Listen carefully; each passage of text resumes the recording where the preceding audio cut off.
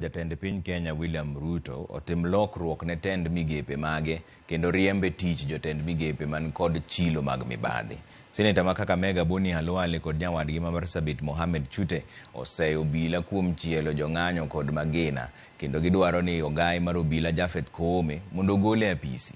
Senators bende nogoyo nduru ewi josiasa kod jotend migepe magiwacho ni osemeyo e thuolo machuok mana bang' piny owacho mar Kenya Kwanza kao telo.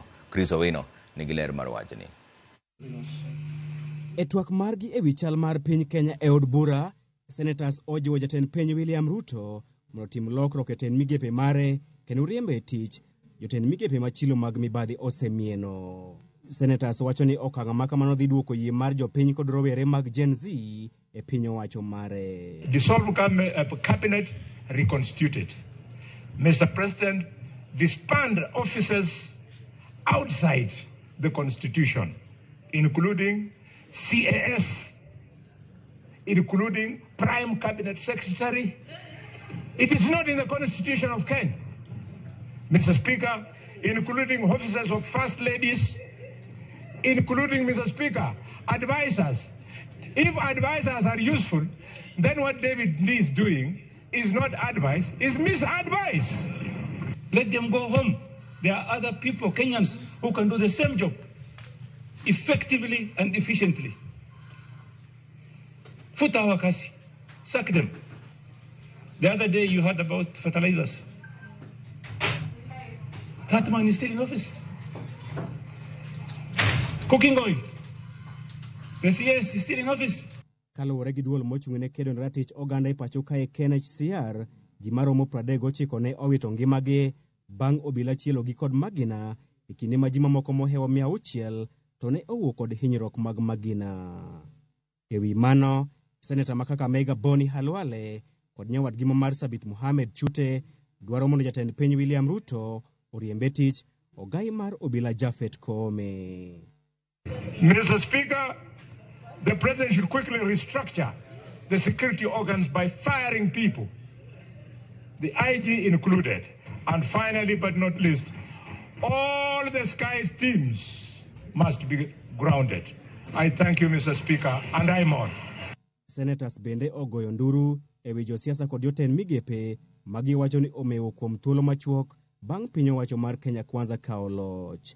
Ne gitudo weche makamago kod weche mag mibadhi e sirikal. How would an MP be able to donate 20 million shillings at a Harambe? He was very offended. In another function, I saw a minister of this government carrying a white bag, on the back like this, and started announcing how many millions are in that bag. Said, Moja, Bailey. No. Mr. Speaker, if we don't refuse these things, people like Murkomen will think that they are giving us their money. It's not their money. Those are proceeds of corruption. I saw a minister, CS, wearing a watch named Hablot. I don't know if it's Hablo or Hablot. That one, I need to be corrected. Costing 3.2 million shillings. If you look at his belt, 500,000 shillings. His shoes, 680,000 shillings. The suit, almost 1.2 million. 6 million shillings. Bwana Spika, tumeona katika harakati za wale wa Kenya ambao juzi jana tulikuwa pamoja. Hivi leo watu hawajamaliza miaka miwili ndani ya hili bunge. Tunaona ya kwamba watu maisha yao yamegeuka. Wamekuwa matajiri zaidi ya vile inavyokana. Jatend kweth jod bura mathoth e Senate Aaron Cheriot kod Seneta Manandi Samson Cherargei oyango ni jopiny gi thuolo mar tero ng'ur margi e od bura kendo seyo obila kuom ne rem e miyo jong'anyo chenro maber mar chwalo ng'ur margi e kinde ng'anyo. Mr. Speaker, we acknowledge as a House and I'd wish to go on record about this, that this is an indictment of us as a leadership in this country. And I want to assure the Gen Z and any other Kenyan, Mr. Speaker, Parliament is a public place. If they were proper organization, they would have accessed Parliament. Many Kenyans access Parliament. I want to put this straight, Mr. Speaker. Under Article 126(1) of the Constitution of Kenya, Mr. Speaker, Parliament can sit anywhere.